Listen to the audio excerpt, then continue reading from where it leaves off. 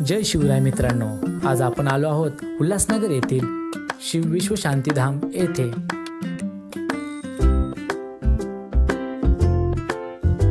उल्हासनगरमधील हे खूप प्रसिद्ध असं मंदिर।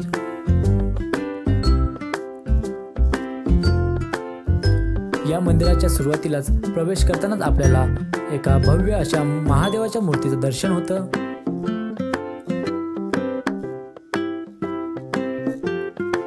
या मंदिराची वैशिष्ट्य म्हणजे या मंदिरामध्ये महादेवाची मूर्ती, वैष्णोदेवी, अष्टविनायक, शनिदेव तसेच असंख्य अशा देवी देवतांचे दर्शन होते। मंदिरामध्ये प्रवेश केल्यानंतर आपल्याला सर्वप्रथम गंगा अवतरण दगडामध्ये कोरलेली सुबक मूर्ती दिसते। त्यानंतर पुढे आहे गणेश विश्व परिक्रमा, वसुधैव कुटुंबकम अशा सुबक मूर्ती तुम्हाला पाहण्यासाठी तिथे आहेत। त्यानंतर आतमध्ये गेल्यानंतर दगडात कोरलेल्या गुफांमध्ये आपल्याला प्रवेश करायला असतो।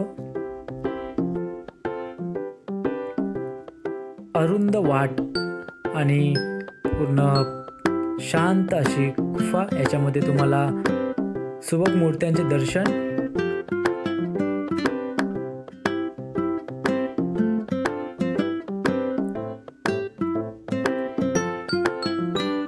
बाप्पाचं दर्शन घेतल्यानंतर आम्ही निघालो महादेवाचं दर्शन घेण्यासाठी।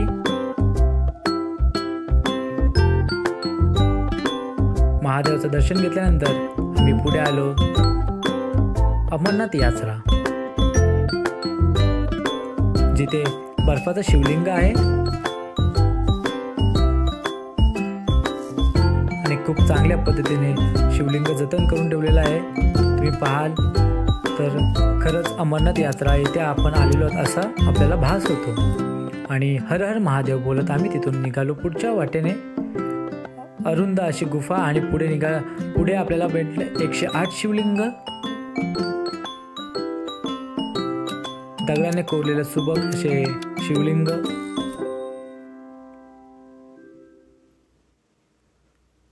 महादेवाचा आशीर्वाद घेऊन आम्ही 108 शिवलिंगात दर्शन घेतलं आणि निघालो पुढे। पुढे आल्यानंतर आपल्याला सुवर्ण असं गणपती बाप्पाची मूर्ती दिसते। सुबक आकारात कोरलेली मूर्ती।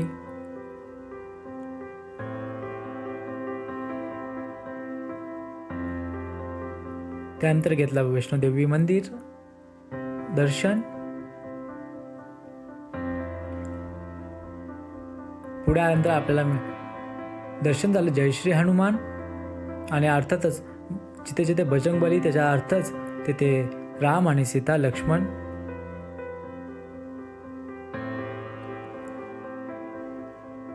भगवान श्रीरामाचं दर्शन घेऊन आम्ही घेतलं महाकाली देवीचं दर्शन।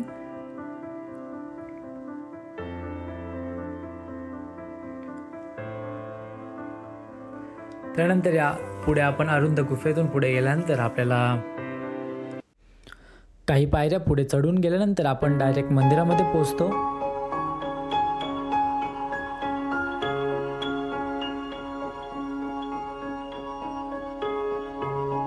मित्रांनो, प्रवास इथपर्यंत संपत नाही। मंदिरात गेल्यानंतर आपण उजव्या हातावर पाहू शकता तर आपल्याला गणपती बाप्पाचे दर्शन होईल, तसेच आपल्याला अष्टविनायक यात्रा करता येईल। छोट्याशा अशा अरुंद गुफेतून आतमध्ये गेल्यानंतर आपल्याला वरद विनायक, मयुरेश्वर आणि अशा सर्व अशा अष्टविनायक बाप्पाच्या मूर्तीचे दर्शन होईल। गर्दी खूप असल्याने थोडीशी काळजी घ्यावी आणि ठराविक अंतर ठेवून आपण देवाचं दर्शन घ्यावं। दगडांमध्ये कोरलेल्या अशा सुबक मूर्त्यांचं दर्शन या मंदिरामध्ये आपल्याला होतं।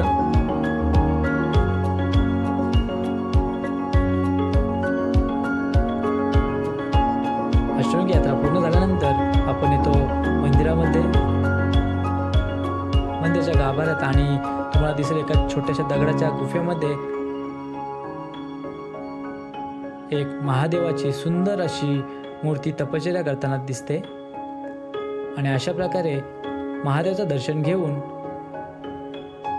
आपण मंदिर आणि मंदिराची प्रदक्षिणा पूर्ण करतो। तर मित्रांनो, तुम्ही एकदा उल्हासनगरतील या मंदिरात भेट देऊन या मंदिरातील सर्व देवी देवतांचे दर्शन घ्यावा आणि व्हिडिओ आवडल्यास लाईक सबस्क्राईब करा। धन्यवाद।